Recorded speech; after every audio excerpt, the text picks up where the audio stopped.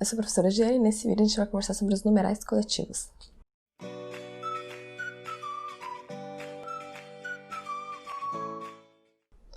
Já conhecemos os numerais cardinais, ordinais, multiplicativos, fracionários e hoje vamos conversar sobre um outro tipo de número. Tem mais um, Giane. Tem mais um número coletivo, numeral coletivo. Mas o que é um numeral coletivo? Primeiro eu preciso pensar na ideia de coletivo, né? A ideia de coletivo me dá a ideia de grupo. Então, o transporte coletivo é o transporte para um grupo. Quando eu pensei na vida também coletivo de mulheres do bairro tal, é uma ideia de um grupo que tem algo em comum, que tem um objetivo em comum. Então, a ideia de coletivo traz a ideia de grupo e na gramática não é diferente. O que é um numeral coletivo? Nada mais é do que uma reunião, do que um grupo, um conjunto de números, ou números que trazem uma ideia única, né? Já que eles estão reunidos, eles são expressos por uma única palavra. E aí que é muito interessante a gente observar que, apesar do numeral coletivo trazer um conjunto de números, um grupo de números, ou seja, de trazer dentro dele uma ideia plural, de trazer vários elementos, a gente tem a expressão dele em singular. Nossa, gente, tá muito abstrato, não entendi nada. Dá um exemplo para ficar mais claro. Década. Se eu disser assim, nossa, faz uma década que eu tô aqui nessa quarentena. Graças a Deus é mentira, espero que continue sendo mentira, que não dure uma década.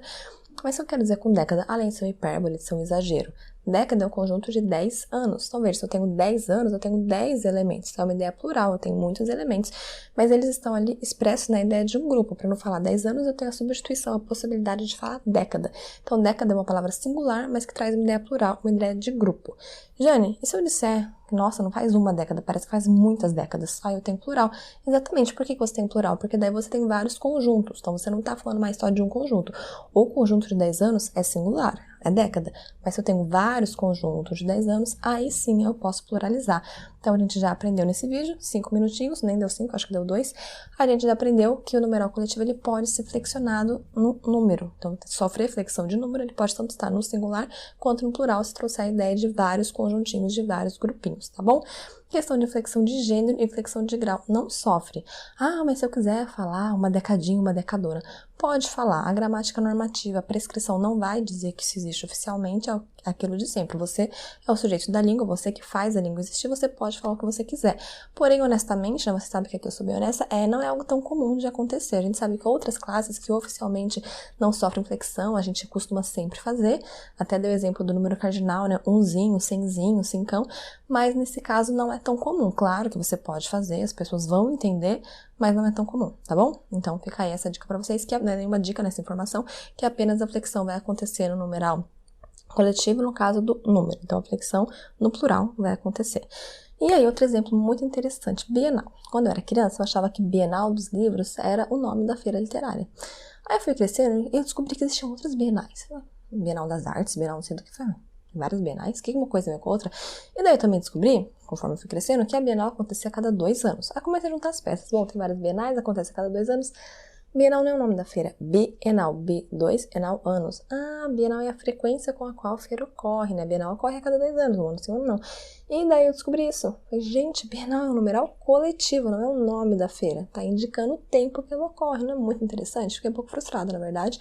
Mas também não fiquei tanto, porque no fundo acabou se consolidando como nome, né? A gente chama de Bienal do Livro, não tem outro nome mesmo, acho que não tem, se tem ninguém chama. Então é isso mesmo, virou Bienal do Livro, é assim que chama. E é interessante a gente perceber isso, como os numerais coletivos, apesar de a gente não falar tanto sobre eles aí circulam na nossa vida constantemente. Quer ver um numeral que circula muito na sua vida? E se não circula, fica tranquilo que assim que você passar no vestibular vai começar a circular. Eu trouxe pra vocês memes. 4 aqui pra vocês, não sei se tá dando pra ver, porque não sei se vai dar pra pôr os 4, eu vou tentar. Giane, memes? Vamos falar de memes hoje? Claro, porque você sabe que nesse canal a gente trabalha com a língua viva, com a língua que realmente circula por aí, não com exemplos fictícios. E o que mais circula por aí, se não memes? É o dia inteiro vendo meme, né? Rodando lá o feed em 1 milhão de redes sociais, vendo meme, rindo de meme, fazendo meme. Então eu trouxe memes pra vocês. Acho que vocês gostam, mesmo se vocês não gostarem. Vale a pena estudar, porque a gente não estuda só o que a gente gosta, né? Então tem pra vocês. E eu vou aqui em tempo real, porque eu sou muito imaginativa, criar uma questão de vestibular, porque eu sei que muitos de vocês vão prestar vestibular e têm esse interesse. E a minha questão é muito simples. Objetiva direta, você tem que, não dá para circular, então você tem que apontar aí no seu computador, localizar, identificar 4 números, né? Em cada um desses memes eu tenho um número e eu quero um numeral, eu quero que você identifique esse numeral. Tempo? Identificou? Ainda não? Conseguiu? Já deu tudo? Giane, mas eu não achei um numeral. Como não achou um numeral, gente? Não achei, ué. Não tem 1, não tem 2, não tem 100, não tem 5, não tem fração, não tem porcentagem, não tem multiplicação. Não achei. Claro, esqueceu do numeral coletivo. Tem uma palavrinha aí que inclusive está repetida nos 4 memes, que se chama qual a palavra? semestre. O que é semestre? É um numeral. Semestre é um numeral? Sim. Semestre é um numeral porque ele indica um conjunto de meses. Então, 6 meses, ele não é um numeral porque indica um conjunto de meses, né? Ele é um numeral porque indica um conjunto de quantidade, né? Uma quantidade de 6, no caso aqui, 6 meses.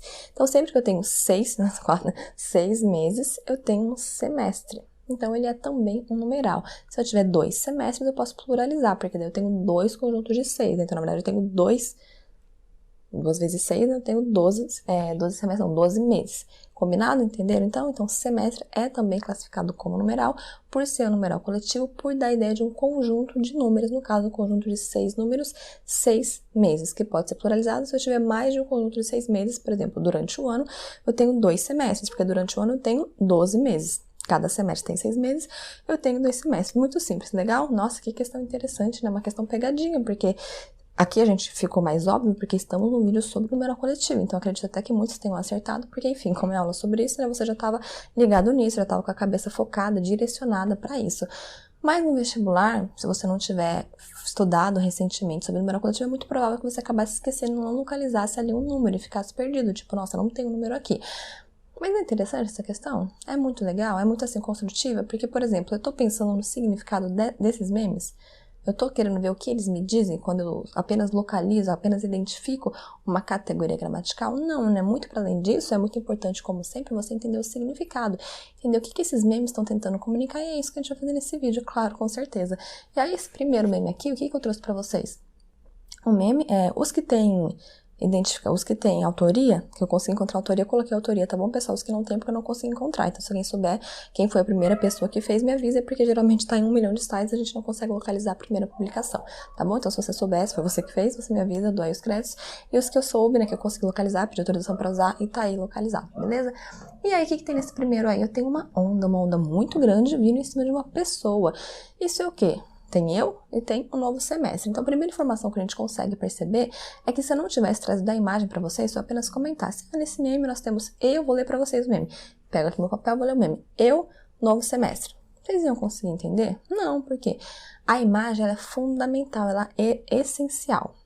Então, aqui ela está construindo o significado junto com o texto verbal. Então, existe o texto verbal, né, as letras, as palavras, e o texto não verbal, as imagens. Então, imagem, desenho, quadro, enfim, tudo isso.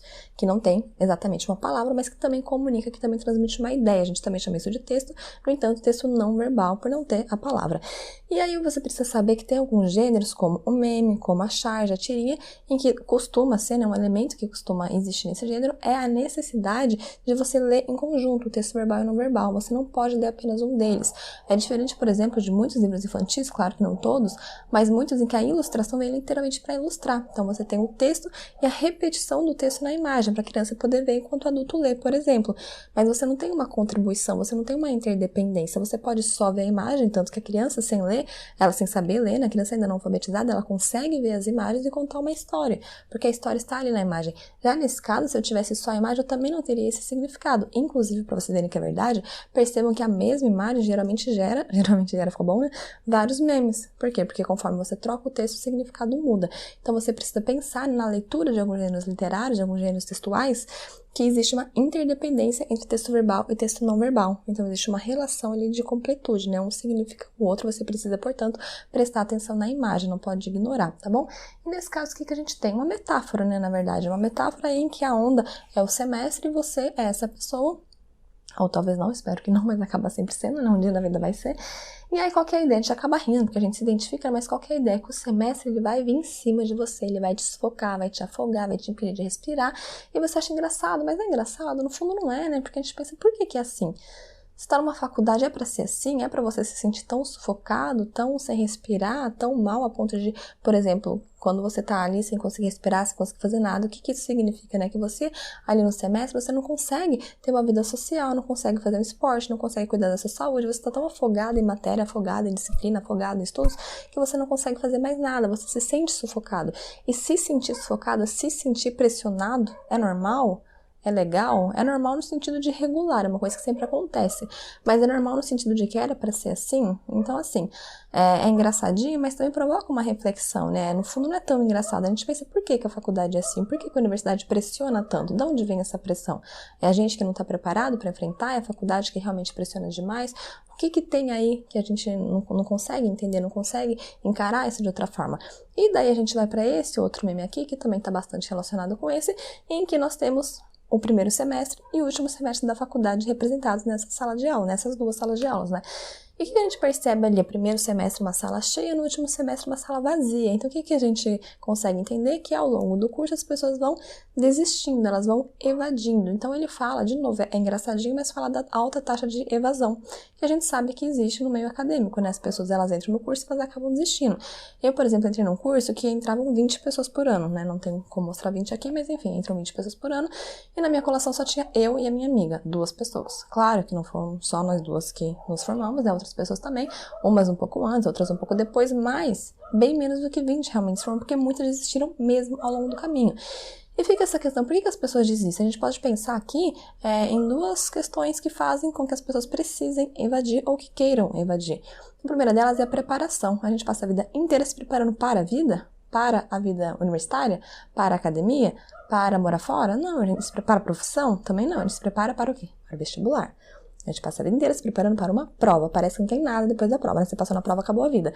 Não é assim. E a gente não se prepara para esse depois. A gente se prepara para a prova, como se fosse tão difícil, tão impossível, que eu nem preciso. O resto eu vejo depois.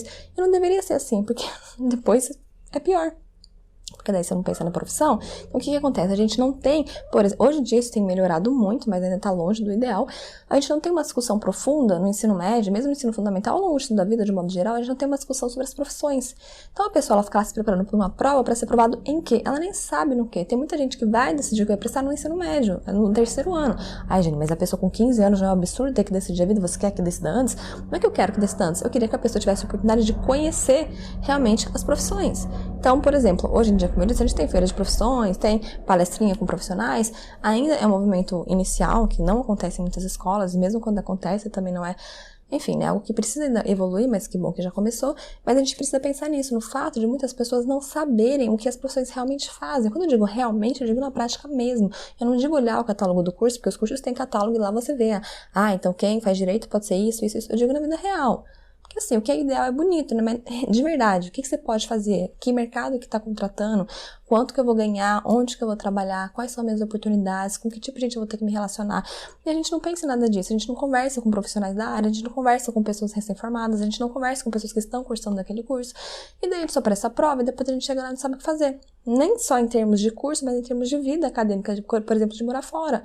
Ninguém conversa sobre o suporte psicológico que você tem para morar fora, que você precisa ter para morar fora. Ninguém conversa sobre a necessidade financeira que você precisa para ter que morar fora. Então, outro problema que a gente tem são pessoas que são aprovadas e não conseguem se manter em outra cidade, porque às vezes foram aprovadas no vestibular muito bom, numa faculdade muito boa que não fica na cidade da pessoa e ela não tem condições de se manter. Não consegue pagar um aluguel, não consegue viajar para ver a família com frequência, e isso é necessário, esse contato muitas vezes é necessário.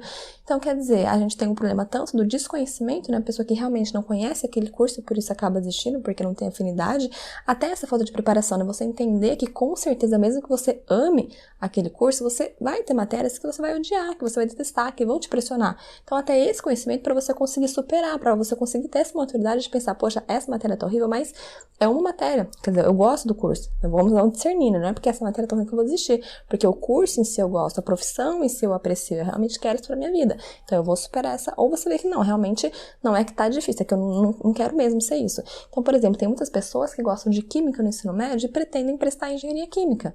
Elas não sabem que engenharia química quase não tem química, tem física e matemática por ser engenharia. E elas vão prestar lá e depois elas ficam frustradas, porque, poxa, mas não era isso que eu imaginava. Elas não sabem, muitas vezes, que a disciplina do ensino médio é algo também muito diferente da faculdade. Claro, a faculdade é muito mais profunda, é muito mais real, então, às vezes, aquela literatura do ensino médio não vai ser a literatura da faculdade. E as pessoas não têm essa malícia, esse conhecimento. E daí chega lá e fala, mas é isso? Eu achei que ia ser uma repetição, né? Que ia ser igual o ensino médio em relação ao fundamental, né? Uma repetição aprofundada. E a faculdade, às vezes, desconstrói tudo que você... Às vezes, né? Só às vezes. Desconstrói tudo que você sabe pra você fazer de novo. E no início é normal dar uma sensação de, poxa, eu não sei nada. Poxa, eu sou um idiota. A gente pensa isso. Porque os professores chegam e eles supõem que você sabe muita coisa que você não sabe. E você pensa, bom, eu posso correr atrás ou entrar em depressão. Não é uma escolha sua, exatamente. Depende da situação que você está vivendo. E é muito complicado porque a gente também não tem essa noção dessa pressão que a gente vai sofrendo. É normal se sentir burro, falando francamente, a gente se sente mesmo. É normal você se sentir desinformado no começo. É normal você se sentir perdido no começo. Tem pessoas para te ajudar.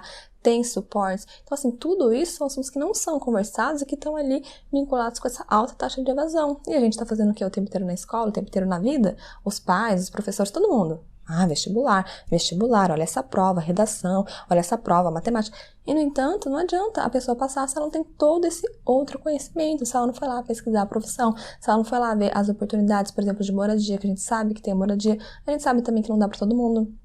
Então, quer dizer, muitas questões estão implicadas nessa alta taxa de evasão, tá bom? Vamos passar para o próximo meme, já discutimos bastante sobre isso. Então, vimos que é engraçadinho, mas por trás tem uma reflexão e principalmente uma crítica a todo um sistema, né, que é muito falho, infelizmente. E aqui embaixo a gente tem um outro meme, e esse meme também bastante engraçado e problemático, vai falar sobre o bolinho do final de semestre, o bolinho de Rivotril. Aí você precisa saber o que é Rivotril. Rivotril é um remédio ansiolítico, ou seja, para a ansiedade, para pessoas que têm transtornos de ansiedade, que estão passando por alguma dificuldade tão grande a ponto de sozinha não conseguirem superar, elas precisam da ajuda de um remédio. Então veja que é uma situação muito delicada, uma situação muito frágil, muito séria. E aqui, no entanto, vira uma brincadeira no sentido de que ficamos num estado de tanta ansiedade, de tanto desespero no final do semestre, a ponto de todo mundo precisar ser medicado. Infelizmente, isso não é só uma piada, isso é verdade. Existem números que comprovam a quantidade não de vestibulandos só, mas principalmente de universitários e pós-graduandos que precisam se medicar. Se medicam para dormir, se medicam para ficar acordado, se medicam para ficar longe de casa, se medicam para aguentar a pressão da faculdade. Então, assim, esse universo, ele é real, não é só uma piada, isso acontece de fato. Não sei se é isso que isso quis mostrar, né? Acho que o meme quis mostrar apenas uma piada, no sentido de todo mundo ficar meio louco no final do semestre, mas também é preciso a gente pensar que isso é um fato. A quantidade, inclusive, de pós-graduandos que entram em depressão, que tem transtornos sérios, principalmente até pelo isolamento, né? O isolamento de você trabalhar, às vezes, mesmo inserido num grupo de pesquisa, a pesquisa é muito solitária, é o tempo inteiro você ali com o seu objeto de estudo. Claro que isso também deixa, de alguma forma, você um pouco exausto, essa falta de contato, essa falta de convívio que acontece em muitas profissões dentro do meio acadêmico. Então, veja que, de novo, a gente tem uma piada, mas que leva para uma reflexão, que leva até para uma crítica, né? Como enfrentar isso, né? É normal todo mundo ficar nesse estado de nervo, nesse estado de pressão, é normal você ter que tomar um remédio para acabar o semestre. Aqui eu não tô menosprezando, desvalorizando ou questionando as pessoas, né? Se é errado ou não tomar remédio, não é nesse sentido. O sentido que eu tô querendo dizer é tanta gente ter que ser medicada por conta de uma prova, por conta de uma entrega de trabalho, era para ser assim, a pressão precisaria ser tão grande a ponto da pessoa ter que precisar de tanta ajuda, não é que é um problema precisar de ajuda, ao contrário, é muito importante, é muito necessário reconhecer o é muito bom poder contar com ajuda, mas assim, por que a pressão tá tão grande? Esse é o ponto, o problema não é a pessoa, o problema é o que está pressionando a pessoa, que tipo de pressão é essa que é exercida. E daí a gente tem esse último meme aqui que vai mostrar como nós deixamos tudo para a última hora, o que também explica um pouco porque a gente fica meio doido, porque em vez de a gente estudar ao longo do semestre inteiro, a gente deixa tudo para a última hora, aí acumula, a gente fica bem doido e tem que tomar o tal do Rivotril. E aí outras questões se colocam, aqui no caso a gente pode pensar um pouco na própria pessoa, não tanto no sistema, né? Por que a gente procrastina tanto? A gente procrastina porque a gente não cresceu com a disciplina de poder não, né? De saber que é melhor você, em vez de deixar acumular, você chega da escola e já estuda, chega da faculdade e já estuda. Então é uma questão de administração de tempo, é uma questão de disciplina, é uma questão de foco, é uma questão que não se refere à procrastinação, se refere realmente ao descanso, porque a faculdade demanda mesmo demais, demanda mais do que o ser humano é capaz de dar. É uma questão de administração de coisas que a pessoa tem para fazer, por exemplo, pessoas que precisam trabalhar enquanto estudam. Então, se elas estão trabalhando num período e estudando no outro, em que momento elas vão fazer o trabalho? Elas vão deixar para a última hora mesmo. Ah, é uma questão de falta de vergonha na cara, porque a pessoa só fica em festa e não faz nada mesmo, fica o dia inteiro olhando pro teto. Muitas questões, a gente sabe que todas essas misturadas, cada caso tem um pouco de cada uma, um pouco de todas, tanto faz, depende da pessoa, mas o fato é que aqui a gente precisa pensar também nisso, né? Por que a gente deixa pra última hora? Porque é uma questão que acontece, né? É um fato da vida do universitário, deixar pra última hora, isso é bastante comum. Se você não é universitário, eu tenho certeza que você vai fazer pelo menos um trabalho acadêmico no dia anterior, e essa questão é por quê? Como eu disse, é falta de tempo mesmo, é falta de você querer fazer, por que você tá tão desmotivado? Aí também tem isso, por que a gente é tão desmotivado? Porque a gente, às vezes, faz um trabalho que não é valorizado na sociedade, então você sabe que você vai ficar escrevendo, mas aquilo não vai ser valorizado, aquilo não vai ser lido, vai ser só para receber uma nota. Enfim, então o que eu queria mostrar para vocês nesse vídeo de hoje, que eu queria discutir, não mostrar, né, mas discutir junto com vocês, de novo, sempre a mesma questão, né, que não adianta só a gente saber categorizar se a gente não souber ir além disso, além da categoria, né, entender o que significa esses 6 meses, porque veja, aqui a gente tá falando de 6 meses, e o que eu tô querendo refletir beleza, semestre significa 6 meses, mas o que significa na vida da pessoa, na vida do brasileiro, 6 meses? Esses 6 meses dentro da universidade significa desespero, significa pânico, significa cansaço, significa até uma coisa engraçada, né? Uma vida leve, se você tá aí procrastinando porque você pode ficar o dia inteiro brincando, fazendo nada, jogando, sei lá. Então, assim, eu queria também refletir com vocês na questão que o que está envolvido aqui para que eu pudesse entender todos esses significados? Eu precisava só da nomenclatura gramatical? Não, né? O que eu precisava? Conhecimento de mundo. Se eu não sei que o universo universitário, né, que a universidade é dividida em semestre, eu nem entendo esses memes. Então, se você sabe que no Brasil, ou pelo menos aqui na região que eu moro, né, na região sudeste aqui, as faculdades são divididas em semestre, enquanto as escolas são bimestrais ou trimestrais, então veja que aqui eu não estou falando do universo escolar. Não que algumas coisas não possam ser aplicadas, mas não é esse o foco. Aqui eu estou falando especificamente do meio universitário, do meio acadêmico. Como eu sei disso? Pelo semestre. Então, conhecimento de mundo. Para eu entender os memes, eu preciso desse conhecimento de mundo, eu preciso de um conhecimento extratextual, um conhecimento que não está explícito no texto, que não está explícito na gramática. É um conhecimento localizado no Brasil, como eu disse, talvez nessa região, né? Não posso dizer que o Brasil inteiro é assim, porque eu não fiz essa pesquisa. Mas acredito que a universidade quase sempre, de fato, seja semestral. Outro conhecimento de mundo. Eu preciso saber o que é Rivotril. Se eu não sei o que é Rivotril, nunca ouvi falar, eu também não vou entender. Então veja que eu não vou dar risada se eu não entender o que é Rivotril. Outro recurso, metáfora, hipérbole, eu tenho tudo isso aqui, a metáfora é significado por comparação, né? Em cada meme, eu tô ali, por que eu dou risada? Porque eu me identifico, então se eu tô sempre me identificando com uma situação que não é aquela real, aquela concreta, é porque tem uma metáfora, então em que eu sou uma parte da imagem e a outra parte é a minha faculdade, é o meu semestre. Então eu tenho ali essa identificação por metáfora e essa hipérbole, esse exagero, por exemplo, de você ser sufocado, que infelizmente não é um exagero, acaba, né, era pra ser uma hipérbole, acaba sendo real, tá bom? Então, olha o tanto de recurso que eu tô movimentando. Eu tenho crítica, eu tenho reflexão, eu tenho significado implícito. Então, quando eu falo ali, né, que eu deixei o trabalho para a última hora, na verdade eu não falo isso, eu falo eu observando os trabalhos para o final do semestre. O que tá implícito? Não fiz nenhum ainda. Então, tá implícito, eu preciso entender, tá subentendido ali, não tá dito. Tá explícito. Então, a pessoa que não fez faculdade pode, uma criança pode falar, não entendi. Por quê? Porque não tá naquele universo. Então, de novo, conhecimento de mundo, implícito, tudo isso que você traz de si, aí é legal a gente pensar na bagagem. A gente tem maneira de achar o que é bagagem cultural. A bagagem cultural é quando eu sei aquele trecho daquele livro, daquele pensamento, daquele filósofo. Não, gente, bagagem cultural é toda a sua cultura, né? O arsenal cultural, o repertório cultural que você vai construindo ao longo da vida, e todo esse conhecimento de mundo tá aí o tempo inteiro na sua vida. Então, você tem um helicóptero de novo passando aqui na aula, né? Vamos esperar ele passar, tá atrapalhando um pouco. Você tem aí todo esse conhecimento que é demandado para você quando você vai ver um meme. Então agora vamos observar, Giane estragou os memes. Os memes eram uma coisa engraçada pra eu ver rapidinho. Agora o meme virou uma coisa crítica, uma coisa reflexiva, triste, pesada, e toda vez que eu ver, eu vou ter que parar e fazer toda essa análise, pensar em todos esses recursos que estão sendo usados, pensar que eu preciso pensar na imagem não verbal, no texto não verbal, não seja na imagem, pensar na crítica, pensar no implícito, pensar no conhecimento de mundo, pensar na reflexão, pensar na metáfora. Nossa, acabou com o meme. Não, pessoal, o que eu quero mostrar pra vocês é que se vocês dão risada com cada um desses memes, você leva quantos segundos pra dar risada no meme? 1 segundo, né? É assim, ó. Não, 1 segundo. O que eu quero mostrar pra vocês, justamente, é que você já faz tudo isso que eu fiz no vídeo em 1 segundo. Isso não é incrível? Porque a gente também tem outro problema, que é achar que a gente não sabe língua portuguesa. Uma coisa que me dói muito, e dói de verdade, é assim, as pessoas falam pra mim assim, ai, gente, ainda bem que você fez esse canal, porque eu não sei nada de português.